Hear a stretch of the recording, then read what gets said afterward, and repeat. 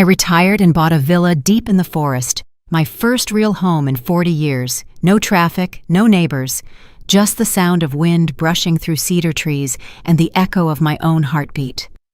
After my husband passed, peace was all I wanted. But peace doesn't last long when greed has your phone number. That afternoon, my daughter-in-law Rachel called. Her voice was calm, too calm. "Julia," she said, "my parents are moving in with you. The villa's too big for one person. If you don't like it, just give me the keys and go back to the city." I remember standing there, phone in hand, staring at the glass windows that caught the afternoon light. My $3.5 million dream home, suddenly treated like spare space for strangers. I didn't argue. I didn't shout. I just smiled. Because people like Rachel don't understand silence. They only understand consequences. I decided that if her parents were so eager to move in, they would find exactly what they were looking for. Before we continue, please subscribe to the channel and tell me what time it is where you are now. The villa keys felt heavier than they should have. I held them tightly, knowing they would soon unlock more than just a door. The real estate agent kept talking about sunlight, insulation, and security systems. I only heard the word quiet. He said this villa was a rare find. 3 acres of forest, a view of the lake, glass walls that caught morning light. I nodded, pretending to listen, but my thoughts were elsewhere. My husband used to say, "Design is about knowing when to stop adding." Maybe life was the same.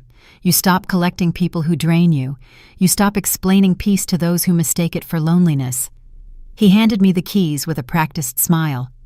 "It's a big place for one person," he said. I smiled back. "That's exactly why I'm buying it." He didn't understand. Most people don't. When you spend decades fixing other people's structures, you forget to build your own. As I stepped outside, the air smelled like pine and rain. The villa waited at the edge of the map, part sanctuary, part mirror. I felt my shoulders loosen for the first time in years. No calls, no deadlines, no voices asking for one more revision, just me, a blueprint of my own making, and the sound of the wind waiting to fill it. The car door shut softly behind me. It sounded like closure. The road to the villa curved through the forest like a memory, quiet, familiar, a little uncertain. I drove with the windows down, letting the wind brush my face. Each mile peeled another layer of the city away. Billboards turned to trees. Noise faded into birdsong. My reflection in the rearview mirror looked different, older, calmer, maybe even lighter. I passed a gas station where couples argued beside vending machines, and I thought about how many times I'd waited for someone else's piece to include me. Not this time. This drive was mine. Every curve felt like a boundary being redrawn. At the halfway mark, rain began to fall, thin, patient, almost musical. I slowed down, watching droplets slide across the windshield. The forest thickened, green and alive. My hands steadied on the wheel. I whispered to myself, "Home isn't a place. It's the absence of demand." When I finally saw the wooden sign, Hart Residence, Private Road, I smiled. My name, my design, my silence, I turned off the engine and sat still. The forest breathed around me, steady and forgiving. I didn't know it yet, but this drive wasn't toward solitude. It was toward revelation. The villa was silent except for the rain. Every sound echoed longer than it should have, like the house was listening. I walked through each room barefoot, tracing my hand along cold glass. The air smelled of cedar and paint. My husband would have loved it here. He loved order, proportion, and stillness. So did I, but for different reasons. His peace came from completion. Mine came from survival. I unpacked slowly, 1 cup, 1 plate, 1 photograph. Each object carried its own echo.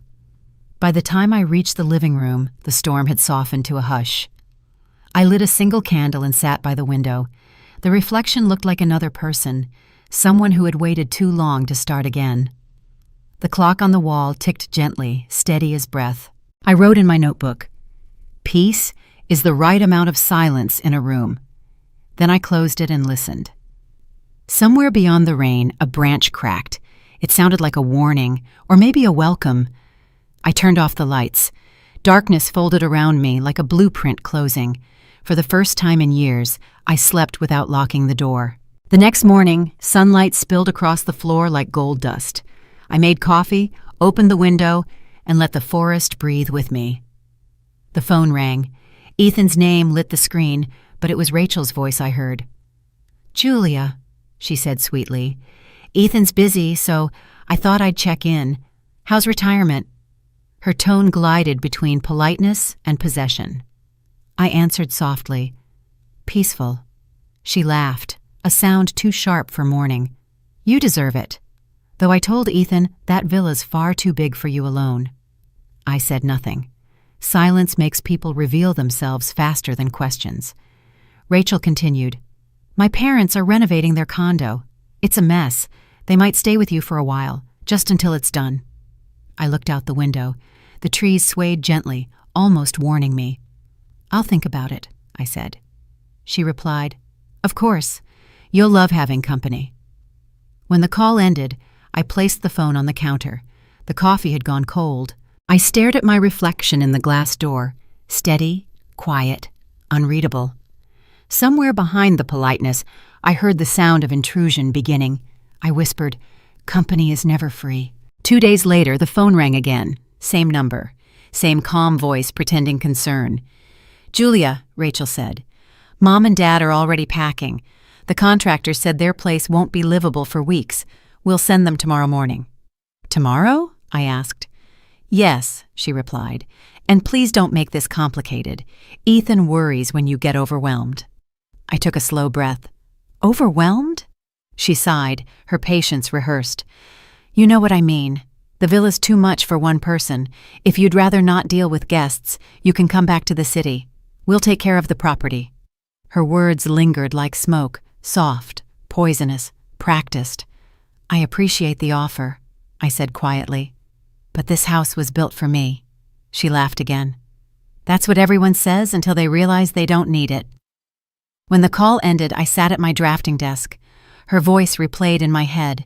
Every word, every pause, every unspoken threat. I looked at the rolled blueprint on the table, the one that mapped every inch of my home. I whispered, "You shouldn't have chosen an architect to deceive." Outside, wind moved through the trees, carrying the scent of change. That night, I walked through the villa with no lights on. The rain had stopped, but the walls still hummed softly, holding echoes of her voice.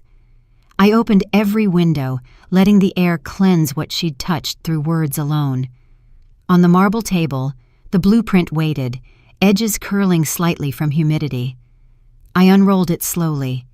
Each line told a story: foundation, division, control. I had spent my life creating spaces that protected people. Now I would design one that protected the truth. I took my pen and drew a small square beside the guest room. Not for expansion, but for containment. My hands didn't tremble. Calm is the sharpest form of anger. I poured a cup of tea and sat at my desk. The clock ticked, precise, approving. I began to write, dates, phrases, promises. Every word Rachel said became a mark of record. Every silence she left became a boundary line. When the lamp flickered, I saw my reflection in the glass again, steady, deliberate. I whispered, "They can move in, but they'll move into my design." By morning, the plan had shape. I sat at my desk and began to write, not for memory, but for evidence. Each note was dated, each sentence measured like a wall drawn to scale. I wrote about Rachel's tone, her insistence, her precision in manipulation. Architects are trained to notice alignment, and her words were misaligned from truth. I used blue ink, the same color I once used for designing homes. Blue meant clarity. It also meant distance. I listed every call, every subtle insult, every shift from kindness to command. When I finished, I felt no anger, only focus. The journal became my second blueprint, one built from conversation and caution. I slipped it into the drawer beneath an old drafting ruler. Outside, light filtered through pine branches, moving across the floor like water. I whispered, "If she wants a structure to control, I'll give her one." Then I turned the page and began sketching again, this time with intention. The sound of morning rain drew me back to habits I thought I had left behind. I measured the hallways, adjusted the curtains, and checked the locks twice. Routine always steadied me, even when the reason for it had changed. By noon, I was rearranging furniture, creating open sightlines from my desk to the front door. Not paranoia, preparation. I had learned that danger rarely arrives loudly. It prefers polite conversation and planned visits. I boiled tea, recorded the date again, and listened to the forest. Every small sound became a code to read. A car passing far away, a branch snapping, the creak of the roof adjusting in the damp air. I picked up the phone and almost called Ethan. Then I stopped. Sons raised by strong women often forget where their strength began. I would remind him, but not yet. Instead, I called the insurance office, confirmed every document in my name, and saved the recording. No emotion, no drama, just proof. When I hung up, the forest seemed to nod with approval. The silence was no longer empty. It was gathering. 2 days later, I drove toward the ranger station on the edge of town. I told myself it was a casual visit, but I wanted witnesses. It's easier to fight shadows when people know your light exists. The road was slick from last night's storm. Pine needles clung to the tires. I passed the lake, its surface pale under the gray sky. Somewhere beneath that calm water, I saw reflection, how peace always hides the weight of vigilance. When I arrived, the ranger, a quiet man named Cooper, recognized me. "You're the architect, right? The one who built the villa up on Hart Road?" I nodded. "Beautiful place," he said. "Is it just you out there?" "Just me," I replied. He smiled politely, but I could see the concern flicker. I asked about forest permits, land access, and security patrols. He explained the schedules, the emergency line, the distance between calls. I wrote everything down. Before leaving, I handed him my card. "If you ever need to reach me, use this number. I keep records of everything."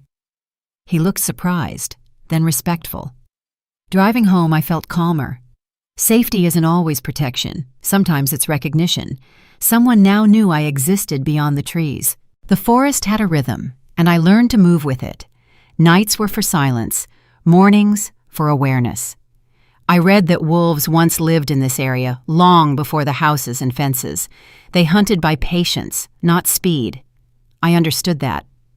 I started walking at dawn, memorizing the sound of my own footsteps against gravel. Each echo told me how close I was to the villa, how sound traveled, where it disappeared. Knowledge replaces fear faster than courage ever can. Sometimes I caught movement between the trees, a flash of gray, maybe just mist. But it taught me something. The watcher is never alone.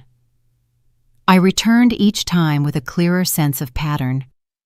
One morning, I saw a trail of paw prints by the edge of the garden, faint but deliberate. I traced them until they vanished into the underbrush.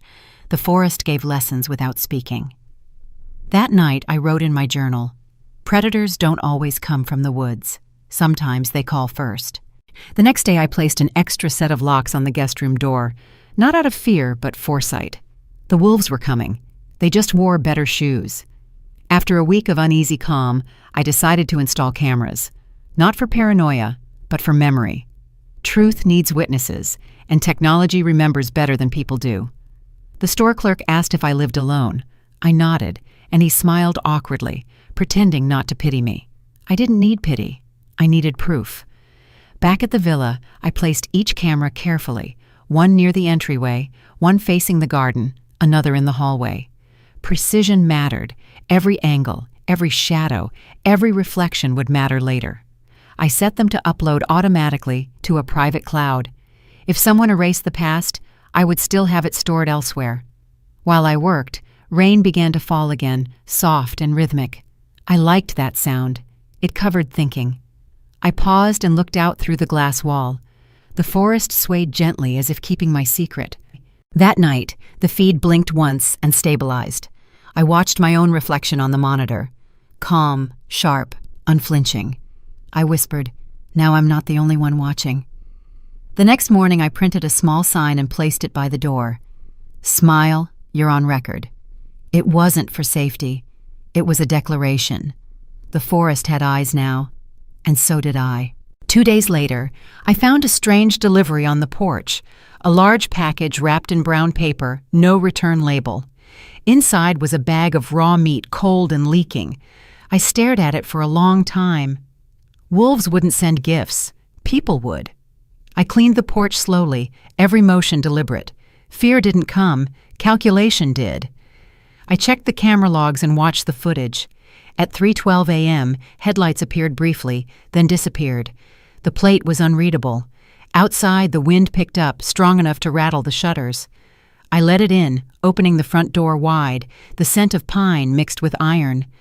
I stood there, letting the cold wrap around me. "This isn't intimidation," I whispered. "It's confirmation." Someone had crossed from imagination into action. That's when plans stop being defense and start becoming architecture. I threw the meat into the woods and watched it vanish into darkness. The forest knows how to handle what's rotten. By dawn, I made my decision.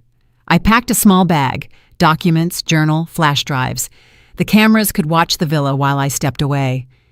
Control sometimes means distance. The road out was slick and silver under early light. I didn't look back. Reflections were already stored. My first stop was the bank, where I secured the deed, titles, and account statements in a safety box. The clerk asked if everything was all right. I smiled and said, "It will be." Next, I drove to the sheriff's office, left an envelope marked "For record purposes only." Inside were photos, dates, and recordings, enough to make any accusation traceable. They didn't need to believe me. They only needed to file it. Before heading home, I parked by the lake, the one that mirrored the villa's roofline.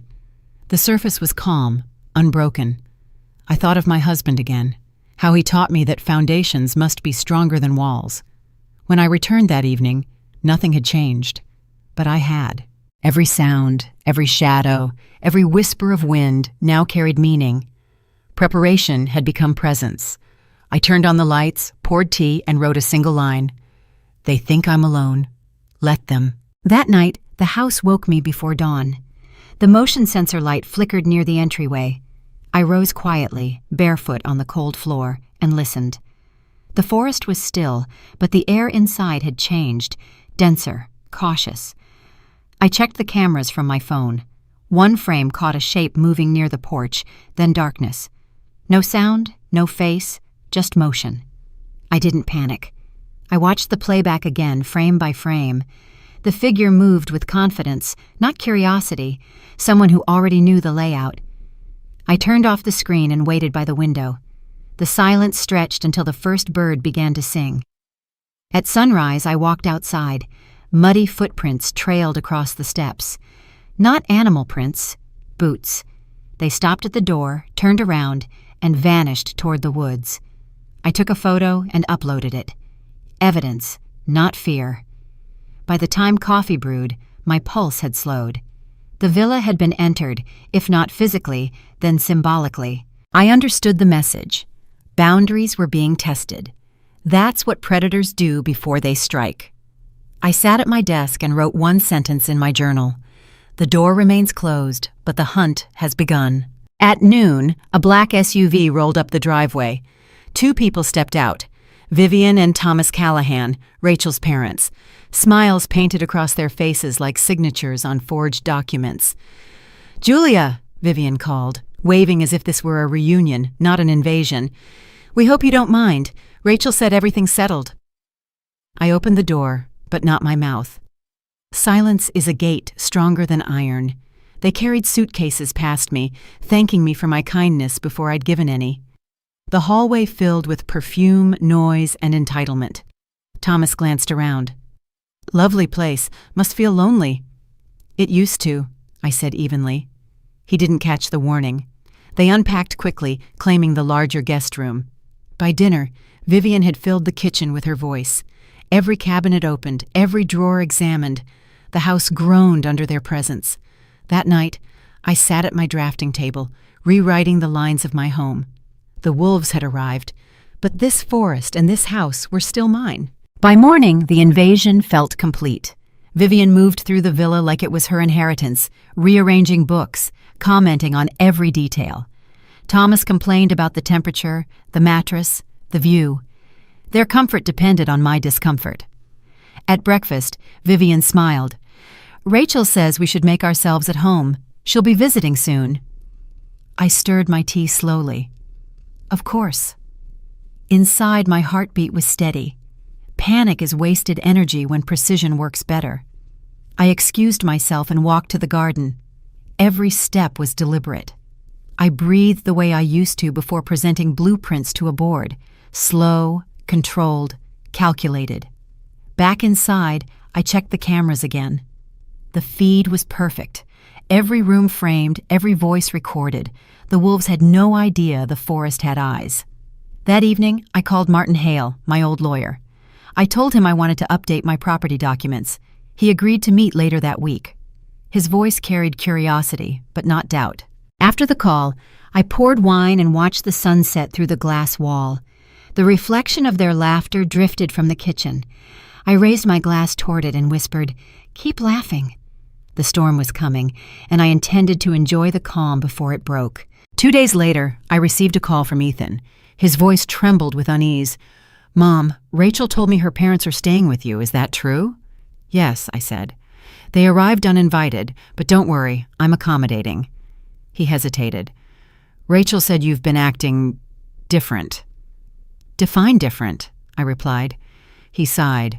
"Forgetful, distracted. She's worried you might not be managing well alone." I smiled, though he couldn't see it. "Tell Rachel I'm managing just fine, and remind her that architects plan for longevity." He tried to sound gentle. "Maybe she's just concerned." "Maybe," I said. "Concern has many definitions." After the call, I sat still for a long time. The words had been rehearsed, not by him, but by her. I could hear Rachel's fingerprints on every sentence. This wasn't communication. It was reconnaissance. I opened my journal and added a new page. Emotional manipulation initiated. Target, reputation. Then I recorded a short video of the villa, rooms immaculate, paperwork organized, time-stamped. If anyone questioned my state of mind, I'd have proof of clarity. That night, I stood at the window and whispered to the forest, "Let them come closer. They'll see what design looks like when it defends itself." The call came just after dawn. Rachel's name flashed across the screen. I answered on speaker and set the phone beside my teacup. Her voice was sharp, trembling with anger. "How dare you record my parents without permission? Vivian told me there are cameras all over the place." I took a sip before replying. "Yes, it's a large property. Safety first." "Safety?" she hissed. "You're paranoid, Julia. People are starting to worry." "Are they?" I said softly. "Or are they starting to notice?" She paused, thrown off balance. Control doesn't vanish, it shifts. I could almost hear her calculating the next line. "Ethan and I are thinking about taking over management of the villa. You need rest." "I already rest well," I replied. Her voice dropped to a whisper meant to intimidate. "You're making mistakes. Don't push me." The call ended abruptly. I stared at the reflection of my phone in the window. 2 images of the same object, one real, one reversed. Rachel had finally shown her hand. I opened my journal and wrote, "Aggression confirms exposure." The forest outside swayed in rhythm, as if nodding. The air felt cleaner after her anger passed through it. That morning, Vivian made coffee before I woke. The scent reached my room, bitter and unfamiliar. When I entered the kitchen, she smiled too brightly. "Hope you don't mind, dear. I used your beans." I poured a cup anyway. The first sip was sharp, metallic. I set it down. "You changed the filter," I said. "Oh, maybe," she replied, looking away. I took another, smaller sip. The taste lingered like suspicion. My stomach tightened, not from poison, but from recognition. These people didn't come to share space. They came to replace it. I excused myself and went to the sink, letting the water run until the cup overflowed. Vivian chatted behind me, pretending not to notice.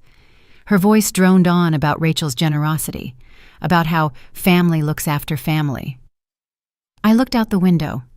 The forest was still, but I saw movement near the edge of the lawn, a single crow landing on the fence, watching.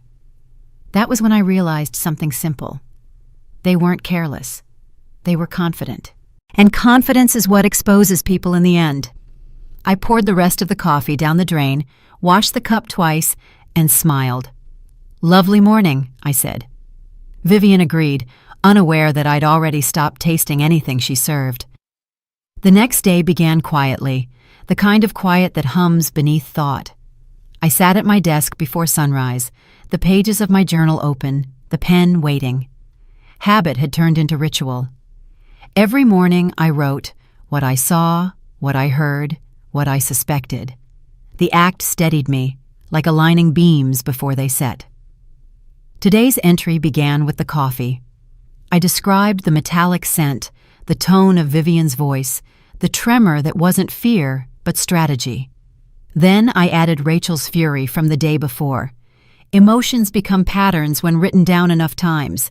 I labeled each event with a date and an observation, motives visible through convenience, hostility disguised as help, testing boundaries complete.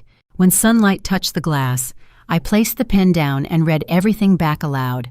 Words have weight when spoken in empty rooms. The villa seemed to listen. I closed the journal, sealed it in an envelope, and hid it inside the piano bench near the window. Some truths need to breathe through wood, not wires. Outside, the forest shifted from shadow to gold. I whispered, "The line is drawn." The morning felt calm, almost tender, but calm is just clarity in disguise. By noon, I was driving toward Asheville to meet Martin Hale. The road curved through the mountains, fog resting low over the trees. The air smelled of pine and rain. I hadn't seen him in years, not since my husband's will was finalized. Back then, I was grieving. Now, I was calculating. His office looked the same, orderly, modest, everything labeled. Martin greeted me with a handshake that lasted long enough to remind me he still saw details most people missed. "Julia," he said, "you look composed." "I've had practice," I replied. We sat across a polished oak desk. I showed him my ledger, the photographs, the audio clips stored on my drive. He studied them silently, his brow tightening with each file. "This isn't hearsay," he finally said. "It's a pattern." "I thought so too." He leaned back. "You're gathering evidence, not anger. That's rare." "I'm an architect, Martin. I measure twice before building anything, especially justice." He smiled faintly, then began outlining a plan. We would draft an agreement disguised as hospitality. Every clause would become a mirror, reflecting intent. When I left his office, the fog had lifted. The sun broke through the clouds, scattering light across the windshield. I felt something close to relief, not peace, but progress, the kind that only structure provides. 2 days later, Martin sent over the draft, a simple document, temporary occupancy agreement. It sounded harmless, the kind of thing people sign without reading. But hidden within was a clause crafted to define ownership by conduct. If the guests caused undue distress or attempted property interference, their right to remain would be voided immediately, with legal recourse favoring the homeowner. A quiet trap disguised as civility. I printed the papers and placed them neatly on the marble counter. That evening, Vivian wandered in, curious. "What's this?" she asked, touching the top page. "Just a standard document for guests," I said evenly. "Martin insists I keep everything formal now." She smiled, pretending not to read, and called Thomas to sign beside her. Their signatures landed like footprints in wet cement, permanent, unaware. After they left the kitchen, I ran my fingers over the ink, pressure still warm. I folded the papers and sealed them in an envelope marked filed. That night, I stood by the window. The forest shimmered in moonlight. Somewhere beyond the trees, an owl called. I whispered to the dark, "Blueprint complete." And for the first time in weeks, I slept deeply. Not because I was safe, but because the foundation had finally been poured. The following morning, I began recording every detail as if preparing a case study. Photographs of signed pages, timestamps of their arrivals, video clips of their arrogance. My husband once said, "Design demands precision." I applied it to evidence instead of architecture. I created folders labeled by date, each one containing images and notes. Nothing emotional, only structural. When Vivian complained about the thermostat or Thomas raised his voice, I logged it. When Rachel called, I noted the time, tone, and threats implied between words. It wasn't obsession, it was preservation. In the afternoon, I scanned every file and uploaded duplicates to cloud storage. Then I locked physical copies in a safe behind the bookshelf. Layers protect integrity, walls protect peace. When I finished, I brewed tea and looked at the clock. Tick-tock steady, certain. The house had rhythm again. The forest wind brushed against the windows like applause. That night, I wrote a single line in my journal. If justice is to stand, it must be built brick by brick. A week later, I overheard Thomas in the hallway on his phone. His voice was low but hurried. "I told you the money's coming. Once the paper's clear, we'll be fine." Then silence, then anger. "Don't threaten me, all right? We'll have it soon." I didn't move. I simply listened. Debt has a sound, tight, metallic, desperate. When he hung up, I stepped away before he turned. That evening, I watched them through the reflection on the glass wall. Their faces looked different under pressure, cracked, restless. Later, Rachel called, her tone brittle. "Mom, can we access the villa fund temporarily? Just for a transfer. You'll get it back, of course." I smiled. Of course. That night, I reviewed every clause in the document Martin had drafted. It covered misuse, fraud, even intent to deceive. All legal, all binding. I realized then the truth about debt. It doesn't just belong to banks. It belongs to character. And some people borrow trust the same way they borrow money, without intention to repay. I turned off the lights and whispered to myself, "Let the due date arrive." The wind outside shifted, cool and deliberate. It felt like the world exhaling after holding its breath. By midweek, Rachel arrived in her white SUV, stepping out as though the driveway belonged to her. Her smile was sharp, her perfume stronger than the air itself. "Mom," she said, kissing my cheek, "I just wanted to see how things are." Her tone was light, but her eyes darted from room to room, scanning surfaces, checking order, control disguised as care. When she saw the signed agreement folder on the counter, her expression flickered. "What's this?" "Just standard paperwork," I answered, "for guests." She laughed, but it cracked. "That's very professional of you."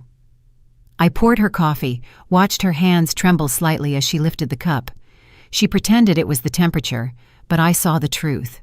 Fear and arrogance share the same tremor. Before she left, she turned to me at the door. "You know, Mom, sometimes letting go is better than fighting." I smiled. "Depends who built the structure." Her jaw tightened. She didn't reply. The SUV rolled away, tires spitting gravel. I watched her vanish into the trees, then whispered, "You're beginning to see the fault lines." The forest was silent again, too silent. Silence has a sound when you know what to listen for. That evening, Ethan called. His voice was tired, stretched between loyalty and exhaustion. "Mom, Rachel says you're making things hard for everyone. Maybe just let them stay a little longer." "I didn't invite them," I said. "I know," he sighed, "but they're family." "Are they?" I asked. The question hung like smoke between us. He hesitated, guilt heavy in his breath. "You're both important to me. I just don't want conflict." Conflict. That word again. The language of people who choose comfort over truth. I heard Rachel whisper something in the background. He lowered his voice, ashamed. "She's just under pressure right now. Finances, maybe. I can't explain." "You don't have to," I said. "The explanation is already living in my house." He exhaled sharply. "Mom, please don't make this worse." "I'm not making it worse, Ethan. I'm documenting it." There was silence. Then a faint sound, his hand covering the phone, Rachel's voice rising, angry. He hung up without another word. I stared at the dark screen. Suns are built like bridges until someone decides to shake the foundation. Outside, thunder rolled in the distance. I whispered to the empty room, "He'll break before she does." But sometimes, breaking is what reveals where truth begins. The next morning, I found Thomas pacing the living room, papers in hand. He didn't notice me at first. When he did, he tried to smile. "Julia, do you know if Rachel mentioned anything about investments?" "Not recently," I replied, watching his fingers twitch. He folded the papers quickly. "Just a business deal, nothing serious." After he left, I checked the printer in the study. A single sheet remained, half crumpled, still warm. A bank statement. Rachel's name at the top, followed by red numbers. -6 figures. I folded the page carefully, placed it in my journal. Debt explains every performance, every smile, every call, every sudden show of affection. They weren't visiting me. They were circling collateral. That evening I called Martin. "Check the Monroe account," I said, specifically the estate loan. He called back within hours. "Rachel took out a joint collateral loan using your villa as implied security. Forged consent." The room tilted for a second, but my voice remained steady. "Perfect," I said. He paused. "You mean terrible?" "No, perfect for what comes next." When I hung up, I looked at the blueprint pinned above my desk. Every line connects. Every error leaves a trail. I traced one corner with my finger and whispered, "You built your own collapse." That night, Rachel returned unannounced, her knock sharp and urgent. When I opened the door, she was trembling, but her voice stayed controlled. "I need you to sign something, Mom, just a form to update bank authorization." She handed me a clipboard. The document was familiar, the same font, same layout, but the details had changed. My signature already appeared on the bottom line, copied perfectly. I looked at it, then at her. "You've been busy," I said. Her face flushed. "It's just a mistake. The bank clerk probably reused an old file." "Of course," I replied calmly, and took a photo with my phone. "Mistakes happen." Her eyes narrowed. "You're recording everything now, aren't you?" "Yes," I said. "And you just confirmed why." She snatched the paper back, her voice cracking. "You think you're so clever." I cut her off softly. "No, just precise." She stormed out, slamming the door so hard the glass trembled. The sound echoed through the villa like thunder inside a cathedral. I waited until silence returned. Then I uploaded the photo to my secure drive and labeled it "Forgery Confirmed." Outside, lightning flashed over the trees. I whispered to the storm, "You drew my name without permission. Now watch what happens when I redraw yours." 2 days later, Rachel asked to meet in town. "Neutral ground," she said. I agreed. The cafe was quiet, small, filled with the smell of roasted beans and rain-soaked coats. She arrived late, sunglasses still on, tapping her nails against her phone. When she finally spoke, her voice was sugar-dipped in acid. "Mom, this tension is unnecessary. I think we can resolve it if you just transfer the villa to me temporarily. It'll simplify things for the estate." I stirred my coffee slowly. "Simplify for whom?" "For everyone," she said, smiling too wide. "You'll be comfortable.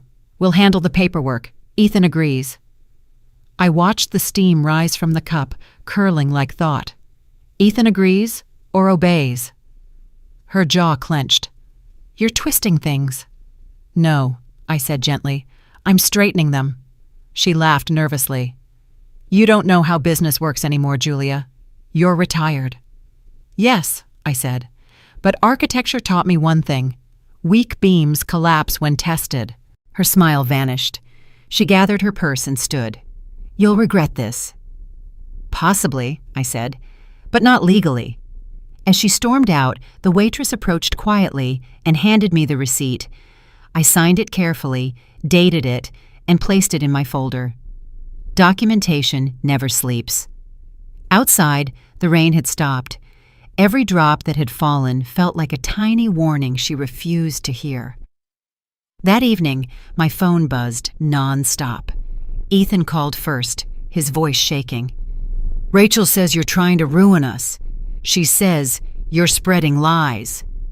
Then you should ask her which part of the truth hurts most, I said. Mom, please. She's saying you faked documents, that you're unstable. I let the silence linger. Did she also mention who printed the bank authorization last week? He hesitated. She said you misunderstood. Of course she did, I said. Guilt always wears confusion like perfume. His breath quickened. You sound cold. I measured, I replied. You'll understand when structure gives way. He hung up, but minutes later a new message appeared. Rachel's number, short and venomous. You won't win this, old woman. I smiled faintly. Threats lose their edge when spoken through text. They become proof instead. I saved the message and sent it to Martin with the note. Add this to the file. The storm outside had eased. Through the window I saw my reflection, calm, unmoved, deliberate. When people run out of logic, they reach for slander. And slander, like weak paint, always cracks first. The next morning I drove to Martin's office. His assistant ushered me in with a knowing glance. On the desk lay a single sheet of paper. Rachel's bank form, the forgery. Martin had already had it analyzed. The signature, he said, isn't just copied. It's digitally lifted from another document. She didn't even disguise the metadata. I stared at the page. My name floated there, elegant and counterfeit. So it's official, I said. He nodded. Enough for a preliminary complaint. Do you want to proceed? Yes, I answered, quietly. He smiled faintly. You always were methodical. I leaned back in the chair. Justice is design, Martin. You don't build it loud, you build it right. He handed me a folder with copies stamped evidence received. As I reached for it, I noticed my reflection in the glass wall. Older, yes, but anchored. Outside, the sky cleared. Light spilled across the table, landing on my forged name. I traced the signature lightly with my finger, feeling nothing but certainty. Martin looked at me. You're calm for someone being betrayed. I'm calm, I said, because the blueprint is nearly complete. When I left his office, the wind had turned warm again. Even nature seemed to recognize that a structure, once balanced, doesn't fall easily. That night, I packed a small suitcase, clothes, documents, the ledger, my engraved pen. I locked the villa carefully, lights off, cameras running. The forest outside swayed, whispering approval. Vivian appeared in the doorway, clutching her robe. You're leaving? For a few days, I said. Rachel will think she's won, she warned. She'll think many things, I replied. Thinking is her favorite illusion. Vivian hesitated, guilt clouding her face. She means well. Sometimes. I believe that, I said softly. Intentions just don't excuse architecture built on deceit. I handed her an envelope sealed in gold wax. For the record, I said. What is it? Something to remind you that silence has a cost. As I stepped into the night, the wind carried the faint scent of cedar. My car headlights swept across the villa's front wall, the structure I designed, the sanctuary they'd tried to claim. I drove away slowly, the gravel crackling beneath the tires like applause. In the rearview mirror, the house glowed faintly through the trees, not as a loss, but as evidence. Dignity isn't what you keep, it's what you don't let them take. By the end of that week, the gossip had started. Rachel called every relative she could reach, whispering poison wrapped in pity. Poor Julia, she said. She's not well. She's losing track of things. We might have to intervene before she signs something reckless. Within days, neighbors stopped waving when I passed by in town. The florist looked away. Even the grocer's smile felt forced. Rachel didn't need facts, just repetition. Lies spread faster when they wear concern. Ethan called again, voice heavy. Mom, people are talking. They say you're paranoid. People repeat what they're paid to hear, I replied. He hesitated. Rachel's upset you left the villa. I left it locked, I said. That's what upsets her. That night, I checked my inbox, anonymous messages from supposed friends warning me to get help. Each one forwarded from Rachel's circle. Every email became another line in my ledger. I poured a glass of water, calm, deliberate. For every rumor she planted, I would plant a fact. For every whisper, a document. Reputation was her weapon. Paper was mine. I sat at my desk and began typing the email that would anchor everything. A digital cornerstone for the truth she feared most. The war she started with gossip would end in signatures. I composed my message slowly, each word chosen like a brick placed in a wall. Subject: formal intent to file complaint. Unauthorized use of signature. I attached the forged authorization, the bank statement, Rachel's text threats, and the transcript from Ethan's last call. Then I wrote the body. Martin, I trust you'll handle this with quiet precision. My goal is not revenge, it's preservation. The attached documents confirm a coordinated attempt at estate manipulation. Please advise on next legal step under property misrepresentation and elder fraud statutes. I reread it twice. No emotion, no adjectives, just structure and evidence. The truth, formatted and factual. Before sending, I added one final line. I built homes to withstand storms. Now I'm building one to withstand deceit. Then I clicked send. The whoosh of the email leaving sounded like release. I turned off the lamp and leaned back in the chair. The glow of the screen faded to black, reflecting my own face, still, certain, illuminated by purpose. Outside, the crickets resumed their rhythm. The forest didn't care who believed me. It just listened. And so did the law. By morning, Martin replied. Short, direct, professional. Proceeding initiated. County records and bank notified. Expect official confirmation within 72 hours. Maintain composure. Their panic will supply the rest. 3 sentences. Perfectly measured. I printed the email, slipped it into my folder marked Phase 2, and placed it in the drawer beside the ledger. My pulse didn't quicken. I'd already rehearsed this moment in silence for weeks. Later that day, my phone vibrated. Unknown number. A bank compliance officer confirmed my report.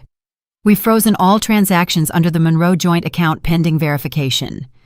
Rachel's voice erupted in the background, muffled, furious. I smiled faintly. Verification, I whispered, the sweetest word in law. After the call, I brewed coffee and stared out the window. The forest swayed gently, calm as a witness. For the first time, I felt balance. Not victory, not vengeance, just gravity restored. By nightfall, Ethan texted, Rachel's panicking. What did you do? Nothing, I replied. Just documented everything. He didn't answer. I closed my phone and whispered to the quiet room, Justice doesn't roar, it rustles. Then I reached for a new notebook.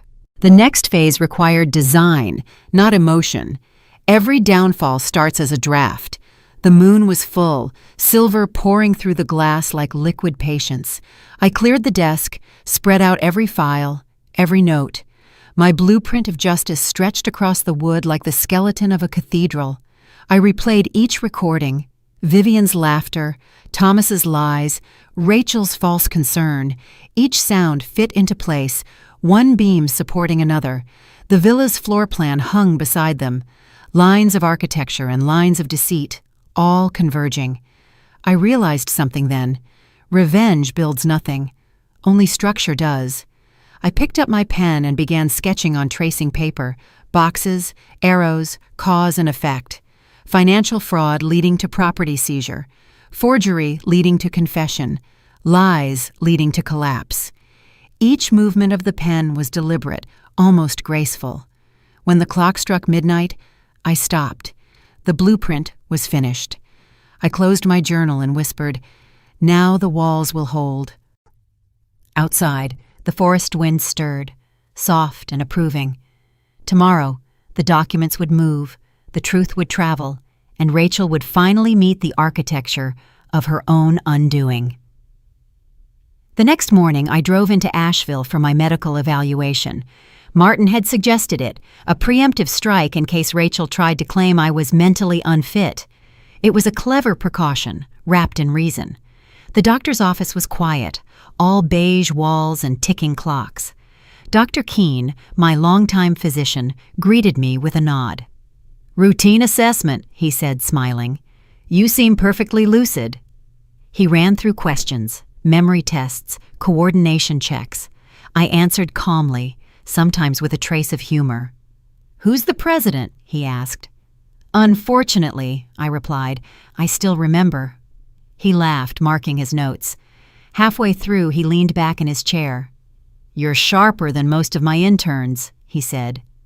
"Good," I replied. "Someone will need to confirm that soon." Still, he handed me the report, signed and sealed. Full cognitive competence, excellent mental clarity. When I stepped outside, sunlight spilled across the parking lot, sharp and white. I folded the report neatly and placed it in my folder beside Martin's email. They wanted to weaponize my age. I would weaponize their underestimation instead. As I drove home, I whispered, "One more wall built, one less lie standing." The forest appeared ahead, steady, green, unshaken. 2 days later, the doorbell rang. When I opened it, a woman stood there, clipboard, badge, neutral expression. "Dr. Karen Delaney," she said. "Adult Protective Services. We received a concern from your family about your well-being." Of course. Rachel's next move. I smiled politely. "Come in, doctor." She stepped inside, eyes scanning every detail, the polished floors, labeled folders, organized desk. "You live alone?" "Yes, happily." "Do you manage your finances independently?" I gestured toward the filing cabinet, balanced to the cent. Her expression softened slightly. "May I see identification?" I handed her my license, followed by the fresh medical report. She read the first line, then looked up. "You anticipated this visit." "I designed for pressure, not panic," I said quietly. She nodded, professionalism yielding to respect. "You seem very capable, Mrs. Hart. I'll note that in the report." From the hallway, the clock ticked evenly, grounding the silence. Before leaving, she glanced back once more. "It's rare," she said, "to see someone so prepared." "I've had practice," I replied. "People love testing the strength of foundations." She smiled faintly. "I'd say yours is solid." The door closed behind her. I exhaled slowly. One accusation neutralized, neatly documented. Outside, the wind shifted direction, soft, affirming. Rachel's plan had just fractured under the weight of proof. By evening, Rachel's fury erupted again. My phone lit up with her number. I answered, calm. "How dare you embarrass me with that inspection?" she screamed. "I didn't request it," I said. "You did." "You're playing games, Julia. People are starting to think you've lost it." I smiled faintly. "Then they'll need to explain why the state disagrees." Her voice cracked. "You're not getting away with this." "I'm not getting away," I said softly. "I'm getting documented." For a moment, silence filled the line. Thick, electric. Then she hung up. I stared at the screen and saved the call recording, each word another brick in my structure. Later that night, I wrote a short entry in my journal. Every lie creates its own echo. All I do is record the sound. The villa was quiet again. Only the forest breathed outside, steady and alive. Rachel's accusations had turned against her, bouncing off walls built from truth. Justice doesn't always strike loudly. Sometimes it folds quietly into paper. 3 days later, Martin called. His voice carried the calm satisfaction of completion. "Karen Delaney submitted her report," he said. "All allegations dismissed. Her testimony favors you." I exhaled slowly. "Then it's official." "Yes," he replied. And the state added a note. "False complaint filed under malicious intent. Rachel's record will reflect that." I let the silence linger, savoring the symmetry. "Good. Truth. Documented twice." He chuckled. "You're meticulous, Julia." "I design for permanence," I said. After hanging up, I brewed tea and opened the window.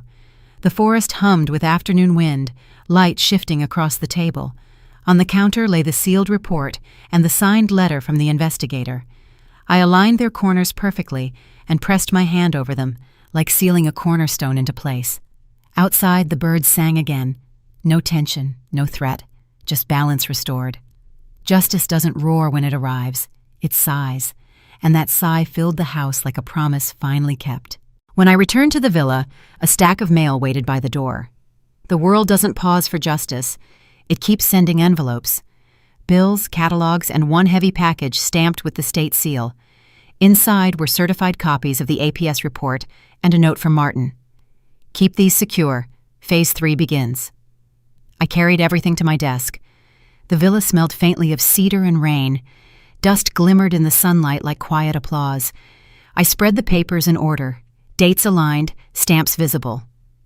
Among the envelopes was one addressed in Rachel's handwriting. I didn't open it. The shape of guilt doesn't change no matter how it's folded. I slid it into a folder labeled Pending Lies. Then I walked through the house, touching the walls lightly.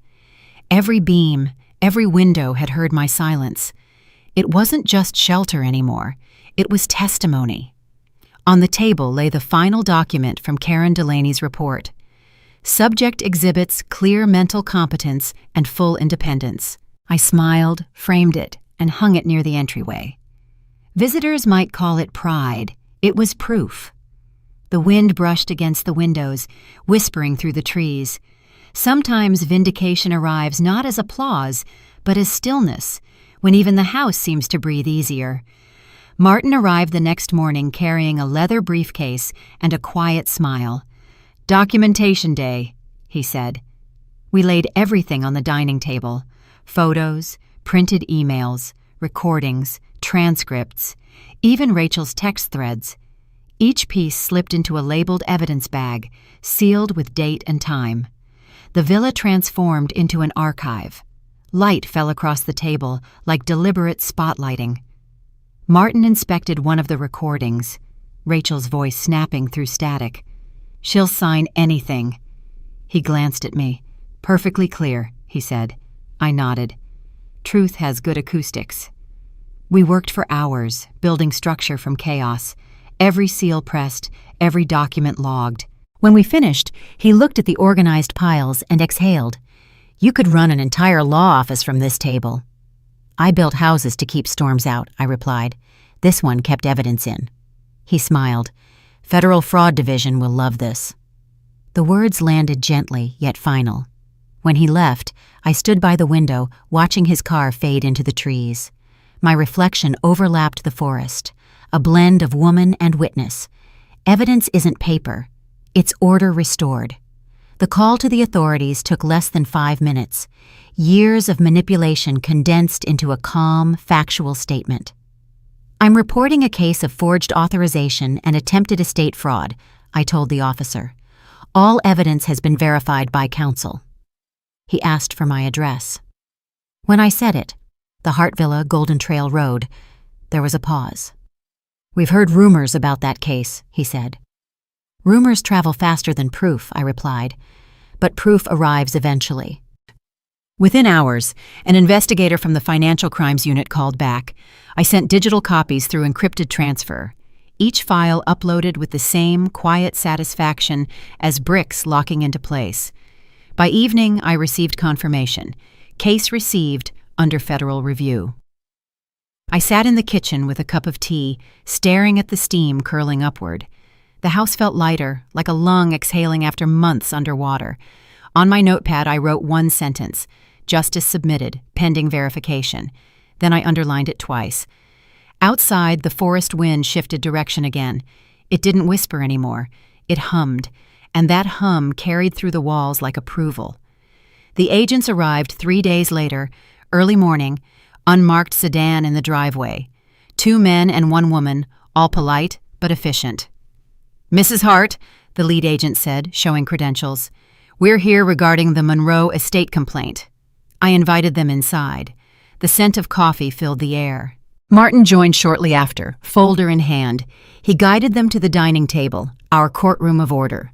One agent examined the evidence bags. "Everything cataloged?"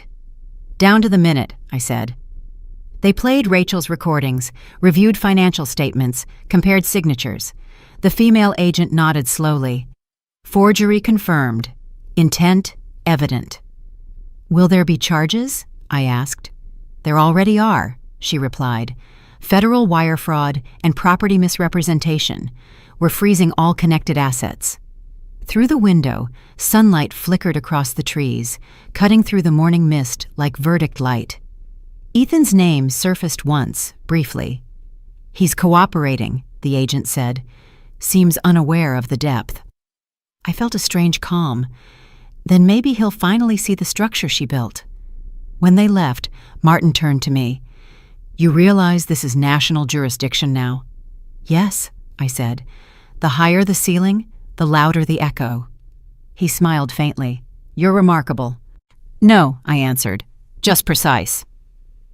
Outside, the sound of engines faded, replaced by the steady rhythm of wind. Justice had changed scale, but silence still carried the weight. When the investigation hit the news, Rachel's composure shattered.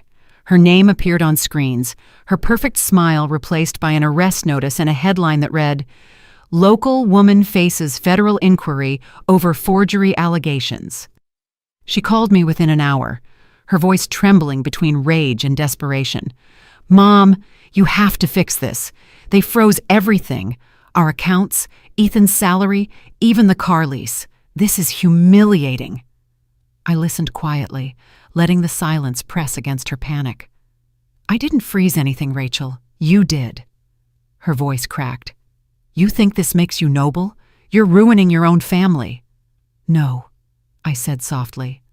"I'm rebuilding what you tried to ruin." She sobbed, breath shallow, voice collapsing. "Please, I'll make it right. I didn't mean for it to go this far." "Intentions are blueprints too," I said. "And yours were flawed." She hung up without another word.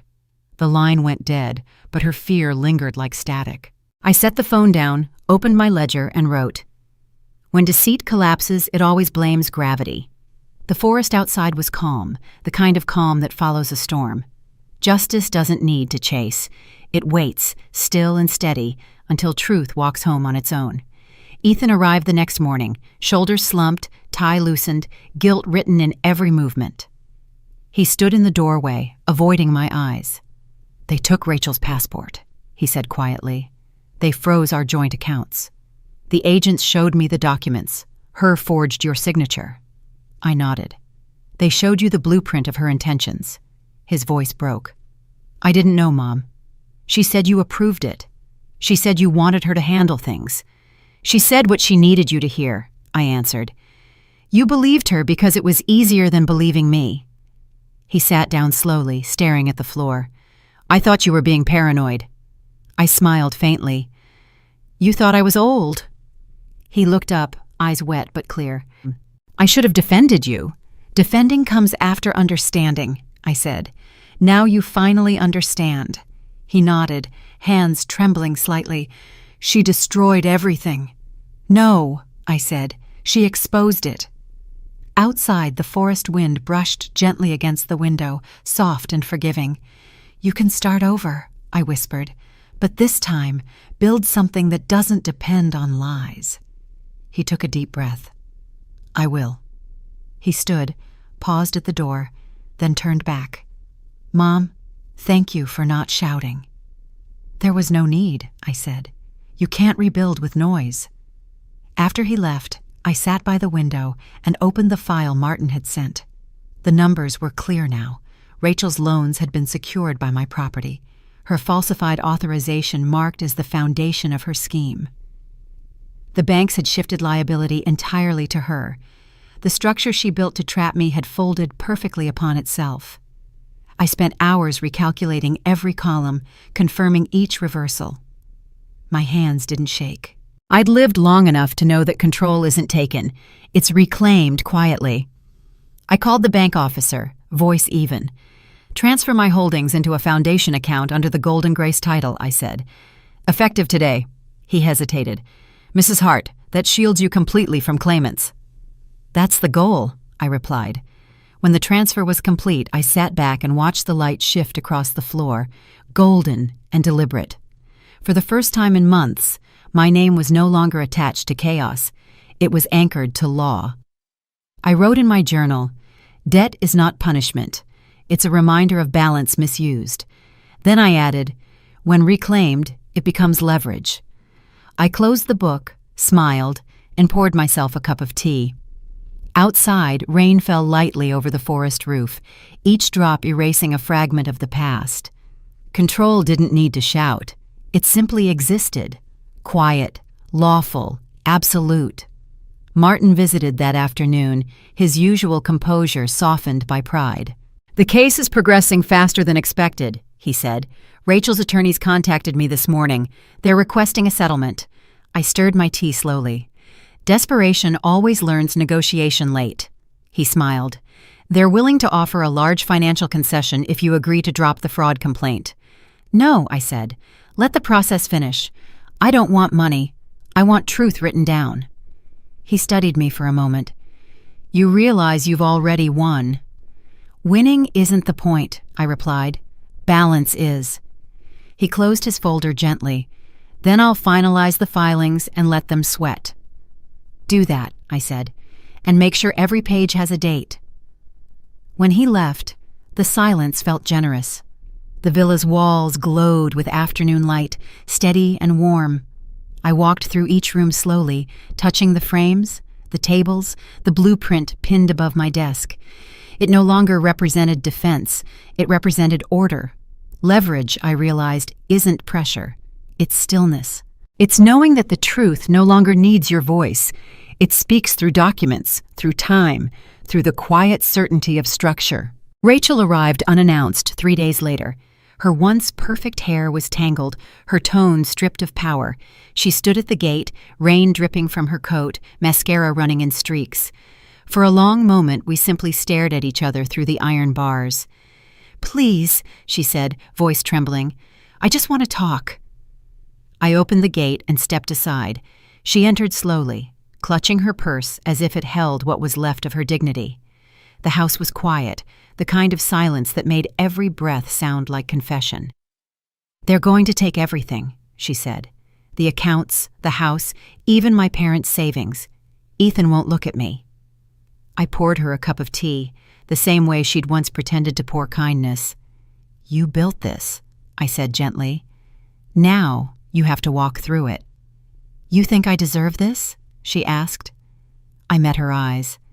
Deserve doesn't decide justice. Actions do. She covered her face, shaking. "I don't know how to fix it."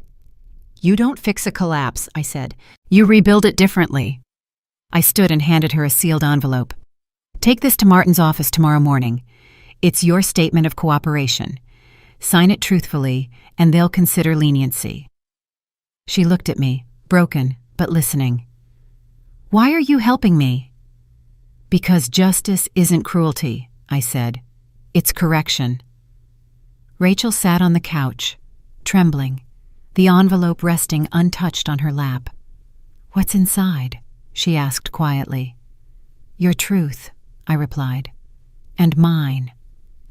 She hesitated before opening it. Inside was a letter addressed to the authorities, already typed but unsigned.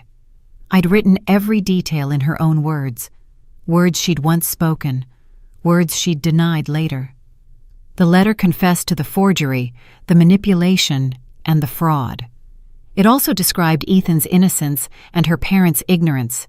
It was not revenge, it was release. "You can change it," I said, "but if you sign it exactly as written, you'll protect your family from further prosecution." She looked at me, stunned. "You'd still protect them after all this?" "Not them," I said. "The structure that comes after." She turned the pages slowly, reading her crimes in clean black ink. The silence stretched, heavy and fragile. Finally, she whispered, "It's all true." "Then the truth deserves your signature," I said. She wiped her eyes, nodded once, and slid the letter back into the envelope. "I'll deliver it." "Do it early," I said, "before courage changes its mind." As she stood to leave, I saw something rare in her eyes. Remorse. Faint, but real. "Thank you," she whispered. "Don't thank me," I said. "Thank consequence." When the door closed behind her, the house fell still again. Only the clock ticked, slow and patient, marking the return of order. I sat by the window, watching the rain blur the glass, listening to the sound of water striking earth. There was no satisfaction in what had happened, only balance, like a beam finally realigned. For the first time, I allowed myself to feel tired. The past months had carved lines into my reflection, each one a measure of restraint. I walked to my desk, opened the drawer, and took out the folder labeled Blueprint of Justice. Inside were copies of every document, every photograph, every timestamp. It was both weapon and monument. I placed my hand over it and whispered, "You did your work." Then I looked around the room, the framed medical report, the sealed evidence bags, the quiet proof of truth built carefully over time. None of it had required shouting. None of it had demanded cruelty. Justice, I thought, was never meant to humiliate. It was meant to restore silence. My eyes blurred, not from sorrow, but from the release that follows endurance. I let the tears fall quietly. They touched the edge of the paper, soaking into the record of my fight. Then I closed the folder and smiled faintly. The storm outside began to fade. The forest exhaled, and so did I. 2 days later, Martin called. "It's over," he said. "Rachel signed the cooperation statement. The prosecutors will recommend a reduced sentence in exchange for full testimony." I exhaled, closing my eyes. "Good. That's her beginning." "There's more," he added. "The Monroe assets you recovered, they're offering to transfer them fully to you as part of the restitution order." I smiled faintly. "I don't want them." "Julia, it's a substantial sum," he said. "You earned every dollar of it back." "No," I replied. "I reclaimed my name. That's worth more." He paused, then asked, "What should I tell them?" "Tell them to donate it to the Golden Grace Foundation. Use it to protect others like me." Silence stretched across the line before he said softly, "You really built this from blueprints of forgiveness." "No," I said, "from blueprints of order." After we hung up, I sat on the porch, the air clear and light. The forest shimmered under the late sun, every leaf alive again. The world felt uncluttered, finally straightened. I whispered to the wind, "Justice is never loud, it simply aligns." And in that alignment, I found peace. Quiet, but undeniable. Morning light filtered through the trees as I packed a small suitcase. The villa, once a battleground, now felt like a cathedral, hollow, yet sacred. I left the windows open so the air could move freely, carrying away what no longer belonged. On the kitchen counter, I left the framed report, the pen Martin had given me, and a single note. "For whoever lives here next, remember, the walls remember honesty." I walked outside, locking the door one last time. The forest greeted me with its steady rustle, calm and forgiving. My car waited at the edge of the gravel path, dew glistening on its roof. Before getting in, I turned back. The house stood still, bathed in pale gold. No ghosts, no grudges, only the echo of lessons learned. As I drove away, the road curved through the tall cedars, sunlight flickering through their branches. My reflection in the rearview mirror was softer now, lighter. Behind me, the villa disappeared completely, swallowed by the forest that had always protected it. Ahead, the open road shimmered, endless and clean. I whispered, "Some endings don't close, they open." The morning after I left the villa, the headlines spread like fire across every screen. Federal agents execute warrants in Charleston estate fraud case. Photos of Rachel and her parents, escorted by officers, filled the news feeds.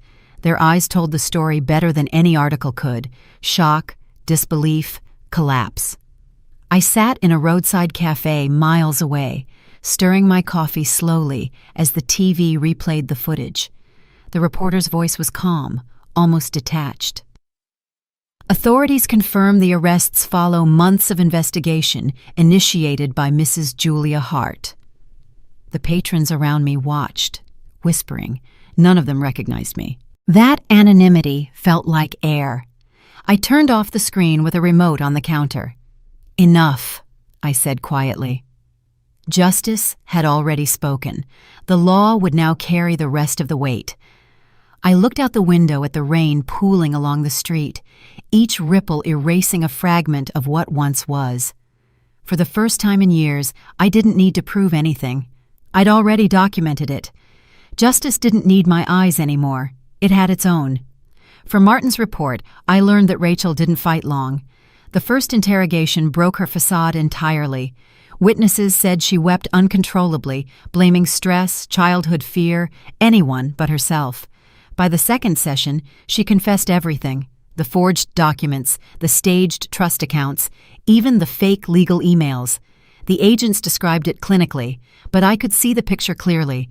The woman who once moved through life with perfect posture, now trembling, hollow, cornered by her own design. Martin called to update me, his tone measured. "She'll likely get 2 years with probation," he said. "They're considering her cooperation." I paused. "That's fair." "You're not angry?" he asked. "Anger doesn't rebuild," I replied. "It corrodes." After we hung up, I stared out the hotel window at the distant city lights. Somewhere out there, Rachel was sitting in a white room, signing statements under fluorescent light. No audience, no applause, only consequence.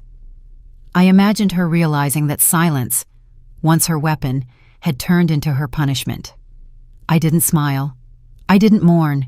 I simply breathed. Every truth eventually demands its due. A week later, Ethan sent an email. "Mom, it's done. I filed for divorce." The message was short, almost fragile. Attached was a scanned copy of the papers, signed and time-stamped. Beneath the official seal was his trembling signature, a quiet line drawn between illusion and freedom. I read the message twice, then replied, "You did what was necessary. Now do what's right for yourself." He answered within minutes. "I'm sorry it took so long to see her for who she was. It took the time it needed," I wrote back. "Truth doesn't arrive early. It arrives ready." Later that night, Martin called to confirm the court's acknowledgement. "The proceedings will finalize within the month," he said. I nodded. "Then he'll finally be free." After the call, I printed Ethan's email and placed it in the last section of my ledger. The chapter wasn't about punishment anymore. It was about release. The sound of rain outside softened to a hush, the kind of silence that holds closure within it. It was past midnight when my phone rang. Ethan's name glowed on the screen. His voice was quiet, steadier than before. "Mom," he said, "the agents cleared me today. They said I'm not implicated in anything." I smiled into the darkness. "You were never the architect of this, Ethan. Just part of the structure." "I lost everything," he whispered. "The house, the accounts, I don't even know where to start." "No." "Start with honesty," I said. "It costs nothing, and it never collapses." He was silent for a while. "I don't deserve your forgiveness." "Forgiveness isn't earned," I said. "It's understood." I could hear him breathing, fragile but real. "Do you still want to see me?" "Always," I answered. "But not until you see yourself first." He gave a soft laugh, half relief, half grief. "I don't know how you stayed so calm." "Architecture teaches patience," I said. "You can't rush foundations. You built something stronger than walls, Mom." "Maybe," I said, "or maybe I just remembered who I was."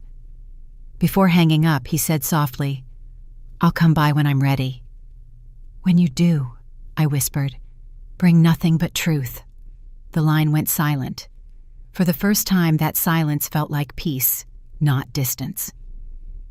The following morning, I drove back to the coast. The sea waited like an old friend, constant, untamed, cleansing. I parked near the cliffs and walked down the narrow path to the water's edge, carrying the last folder of documents.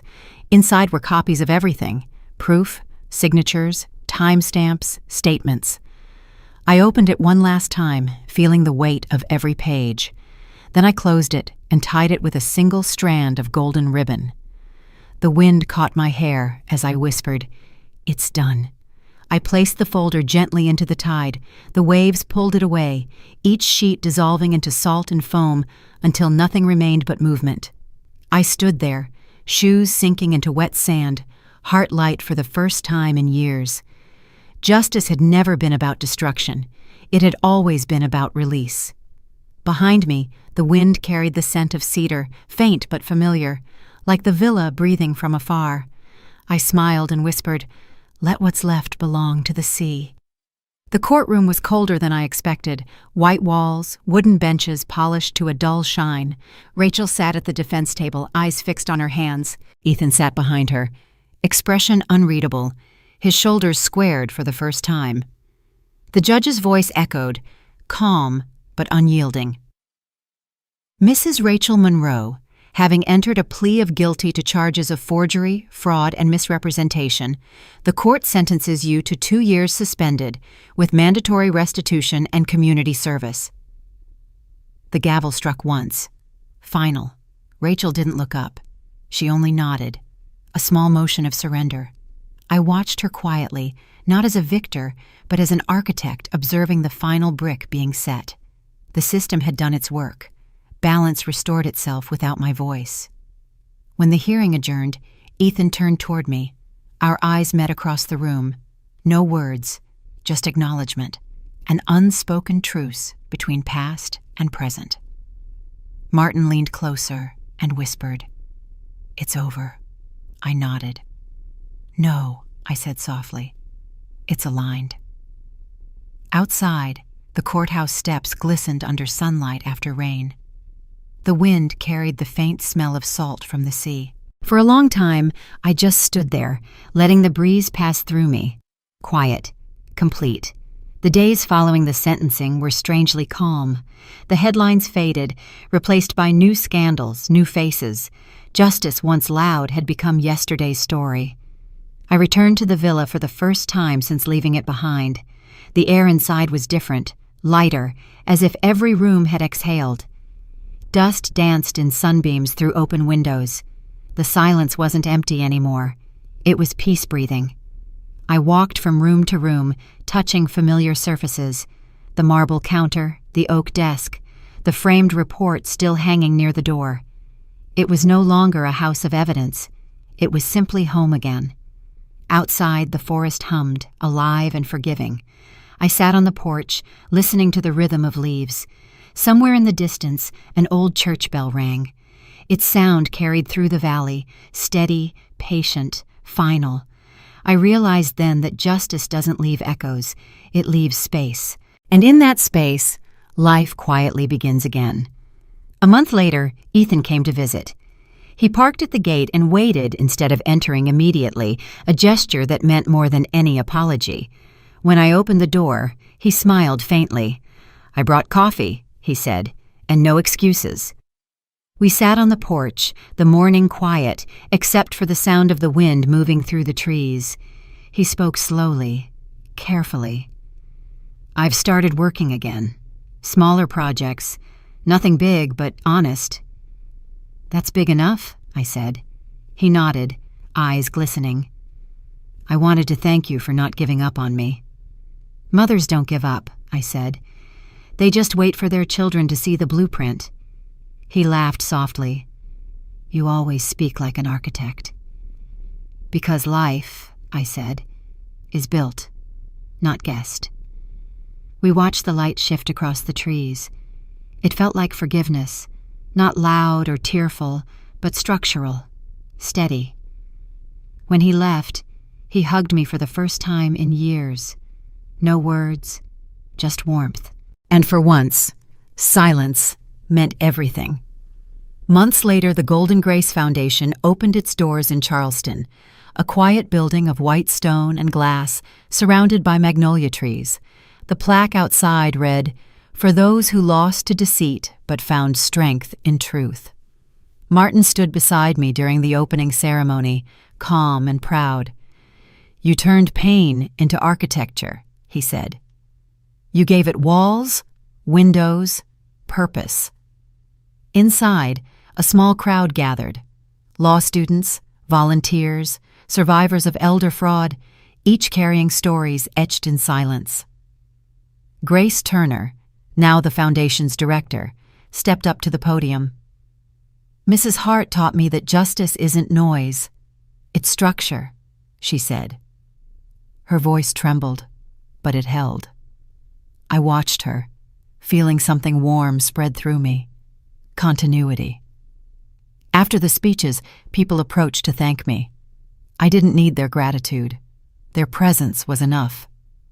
Outside, the afternoon sun filtered through the glass roof, painting the lobby in gold. I walked to the garden and touched one of the new saplings. "Grow steady," I whispered. "Grow honest." The wind rustled gently in response.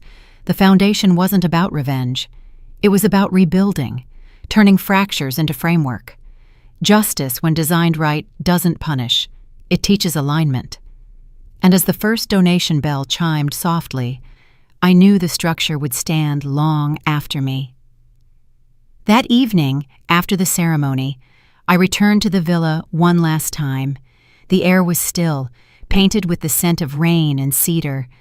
I walked through each room slowly, the way you revisit a memory before setting it free. The walls glowed with soft light, the kind that forgives.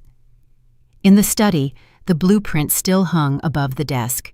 Creases, ink stains, fingerprints of the past. I stood before it, tracing the lines with my eyes. Every mark told the story of design, collapse, and renewal. I opened the window, and the wind flowed in, gentle and endless. Papers fluttered slightly on the desk, but nothing fell. The structure held. I smiled. "Justice," I whispered. "You did your work."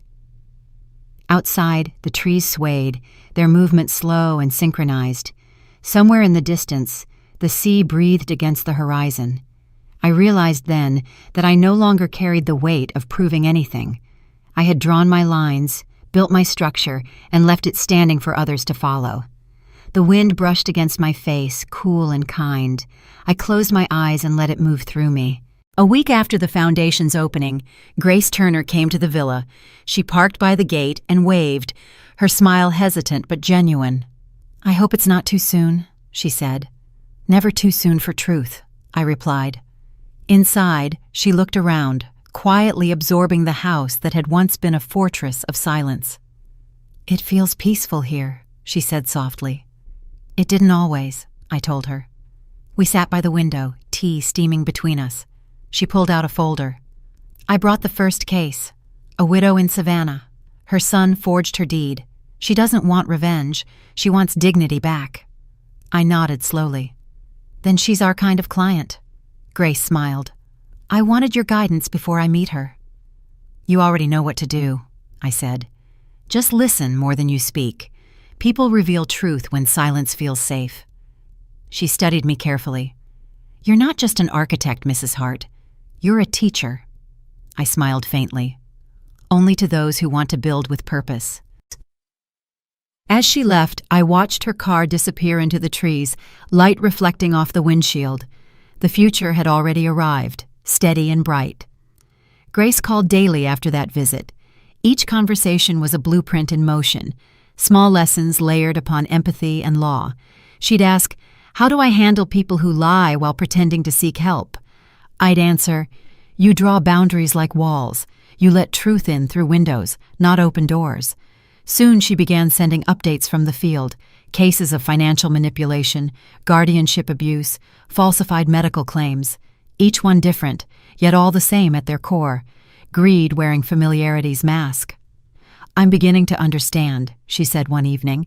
"Justice isn't confrontation, it's precision." "Exactly," I replied. "Emotion is demolition. Documentation is design." Over time, she learned to move with quiet authority. Her tone steadied, her letters sharpened. One day she wrote, "Your voice guides every line I draw." I smiled when I read it. "No," I whispered, "you're drawing your own now." I sent her a small box that same week, a silver pen engraved with the words, "Structure is mercy." When she called to thank me, her voice shook. "You believed in me before I did." That's what mentors do, I said. We lend light until you find your own. As the call ended, I looked out at the fading sky and felt something rare, continuity without control. That night, I wrote my final letter to Ethan. The house was silent except for the ticking clock and the faint hum of the forest outside. I began slowly, letting each word fall with intention. My dear son, I wrote, there are no villains left in this story, only lessons. We built walls to protect ourselves, not realizing they kept love out too. I paused, the ink gliding across the paper. You've grown through what most people never face, the wreckage of misplaced trust. Let that make you honest, not bitter. I folded the next page carefully. I no longer carry anger toward Rachel. The law took what it needed. What remains is mercy, and that's yours to offer or not. I smiled faintly. I've watched you rebuild your own structure from pieces once broken. That's what strength truly is, the patience to start again without shouting. I ended with, when you look at the sea, remember, calm water isn't weak. Its depth held steady. That's the kind of peace worth inheriting. I sealed the letter with wax, pressed my initials into it, and placed it in the drawer beneath my blueprint. It wasn't goodbye. It was design completed. The official letter from Martin arrived days later. Rachel's sentencing was finalized. 2 years probation, mandatory restitution, and 200 hours of service at the Golden Grace Foundation. I read it twice, absorbing the irony. The woman who once forged signatures would now write reports for the people she once deceived. It wasn't poetic justice. It was balanced consequence. Martin had written, "She requested to start early, said she wants to learn." I smiled faintly. Redemption wasn't a word I trusted easily, but effort counted. Maybe she'd understand what it meant to build instead of take. That night I poured tea and whispered into the quiet room, "Every structure deserves repair if it's willing to hold weight again." The wind rustled outside, soft and approving. For the first time, I didn't see Rachel as an enemy, just another fractured beam finally learning its purpose. Spring returned to the villa, bringing color where there had once been shadow. The garden bloomed with roses and hydrangeas, their scent drifting through the open doors. I spent mornings pruning carefully, each snip deliberate. Gardening was just architecture in softer form, planning, trimming, guiding growth toward balance. As I worked, I noticed new shoots near the fence line, wild but resilient. I decided to leave them. Not everything needed control. Grace visited often, bringing updates and laughter. Sometimes Ethan joined, helping with the soil, his hands steady, his silence comfortable. Together we built a rhythm, a kind of harmony that didn't require words. One afternoon, Grace asked, "Do you ever think about the past?" I looked at the flowers, glowing in the light. "Only as reference," I said, "never as residence." She smiled and wrote it down. I laughed softly. "Don't quote me, just live it." The wind picked up, carrying petals through the air. They landed gently across the garden like forgiveness scattered by nature itself. In the evenings, I sat on the porch with a blanket draped across my lap, watching the sun dip behind the forest. The light filtered through branches, turning everything gold. The house behind me hummed with quiet life. Grace's laughter from a phone call, Ethan fixing a loose shutter, the sound of pens scratching across paper. It felt whole again, like a structure finally occupied by truth. I sipped tea slowly, letting the warmth fill the stillness. From this view, I could see the path that led down to the lake, where years ago I'd first sought solitude. Back then, I thought peace was absence. Now I knew better. Peace was presence, of honesty, of clarity, of calm earned. The wind rose softly, brushing my hair and stirring the chimes. They rang clear, like acknowledgement. I closed my eyes, breathed deeply, and smiled. Every wall, every scar, every silence had built this moment. Tonight, the villa feels timeless. The lamps cast soft halos on the walls. The air carries the faint scent of rain and cedar. I sit at my desk, the same one where it all began. The papers, the plans, the quiet endurance. The blueprint still hangs above me, now faded around the edges. It no longer represents defense. It represents truth recorded. I open my journal and write, "Justice isn't a storm. It's architecture that survives weather." My pen moves slowly, tracing closure into words. Forgiveness isn't a favor to others. It's maintenance of the soul. I look toward the window where moonlight filters through the glass. In its reflection, I see both the woman I was and the one I became. They nod to each other in silent agreement. Every trial had been a measurement, every decision a brick laid toward this calm. I close the journal and whisper, "You did it right this time." The forest outside sways gently, branches moving like slow applause. I lean back in my chair, letting stillness settle. It's not victory that fills me. It's equilibrium, the kind that hums quietly beneath everything that stands. Morning light enters softly through the window, scattering gold across the room. I wake to the sound of wind brushing through the trees, steady and kind. The house feels alive, breathing alongside me. I walk through the hallway, touching each wall as if thanking it for surviving. On the table rests my last letter, addressed to no one and everyone. Justice isn't revenge. It's memory, written down properly. I leave it open, not sealed, because truth should always remain reachable. Outside, Grace's car arrives. She steps out with papers in hand, her eyes bright. "The foundation got its first national grant," she says. "It's growing." I smile. "Good. Build slow. Build true." We sit for a while on the porch, sipping coffee, watching the wind dance through the trees. "You think it's over?" she asks. "No," I say. "It's balanced." The chimes ring softly above us, their rhythms steady and certain. I close my eyes, listening. Every sound carries weight. The pen's scratch, the leaves, the quiet pulse of life continuing. The villa no longer feels like mine alone. It belongs to what was built from it. Truth, structure, grace.